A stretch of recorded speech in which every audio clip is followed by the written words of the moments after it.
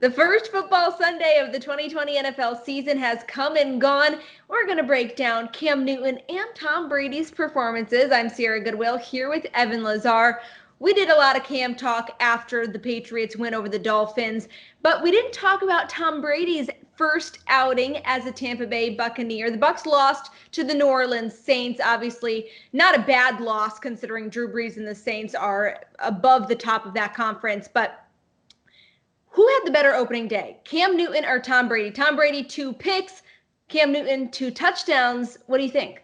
Well, it was clearly Cam Newton who had the better day, but like you said, Sierra, a lot of people early on before the season picking New Orleans to win the Super Bowl. So that's a juggernaut of a team, I would say, in New Orleans. But besides the fact, I think what you're seeing with these two quarterbacks is that one coach in Bruce Arians is trying to force Tom Brady into a new system after 20 years in New England in one system. Now he's trying to force him to learn the Arians system. And right after the game, Bruce Arians throwing Brady under the bus on both of his interceptions, saying that he read the coverage wrong and made poor throws in both instances that weren't the receiver's faults. So right then and there, you hear that. And first of all, I was just really surprised to hear Arians publicly put Brady on blast like that.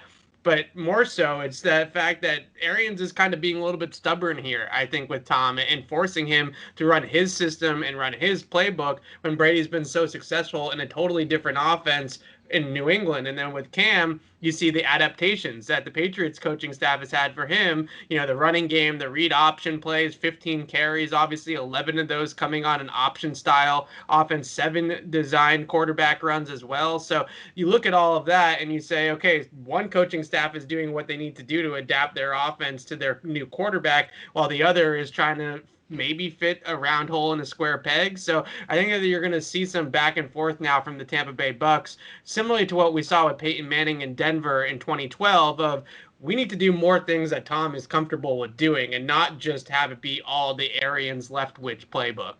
Well, one thing Tom Brady is not lacking in Tampa Bay is offensive weapons. Yeah. That's a concern in New England. But so long term, Cam Newton had a great week 1. Tom Brady had some struggles. But long term, do you think Tom Brady, we know he's too good to let one loss really affect him for an entire season. Do you still think Brady and the Bucs offense has a higher ceiling this season?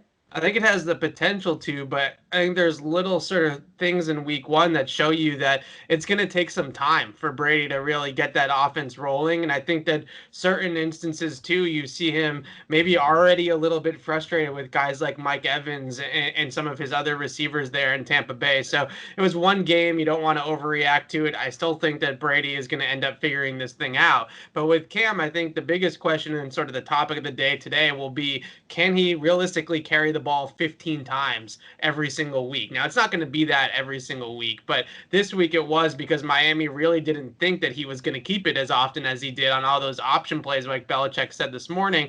Miami's defense sort of dictated the terms to the Patriots, and they kept on taking the running back on those option plays, and Cam took what the defense gave him. And eventually it's going to go the other way, right, where the defense is going to start to smother Cam and force him to hand the ball off. So I think that, again, what you're seeing is that the Patriots have gone all in with, we need to change this offense to fit Cam Newton, and the Bucs are kind of making Brady learn their system and fit to their style of offense. And I think that there is going to be a time where Tampa Bay is going to realize that they're going to have to go back to sort of the Patriots style of offense in order for Brady to be successful.